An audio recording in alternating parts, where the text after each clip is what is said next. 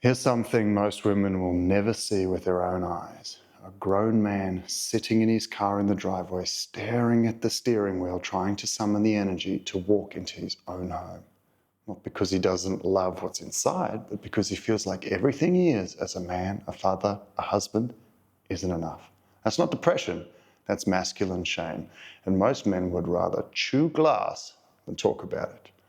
Shame for men doesn't look like tears, it looks like distance, silence, overworking, porn, numbing it with a scream, drugs or alcohol, or that dull, flat tone you've come to expect when you ask what's wrong. It's not because he doesn't care. It's because he does care and he feels like a failure anyway. Any man, every man walks into a room with one subconscious question: am I respected here? Not loved, respected.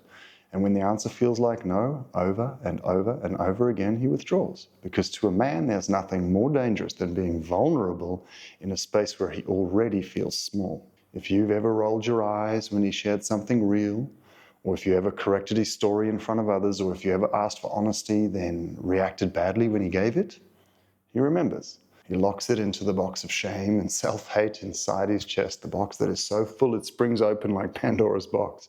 When he's being silent, he's not dumb or distant, he's probably just wrestling that lid shut. So what do?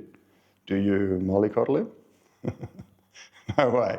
If you know me by now, that's something I will never stand by. He's a man. You want your husband to be a man. You can't breastfeed him, change his nappy, stroke his hair, and rock him to sleep. What I'm saying is, don't lower your standards. You don't shrink yourself, and no, you don't become his emotional manager, but you do stop treating his silence like defiance, because it's not always disrespect. Sometimes it's unspoken shame. So instead of, why won't you talk to me? Try this. I'm not your enemy, and I don't need you to fix anything. I just want to know you're still here. That line, it lands. It doesn't demand anything. It doesn't emasculate, but it reminds him that you're safe to show up here as a man, even if you're not at your best.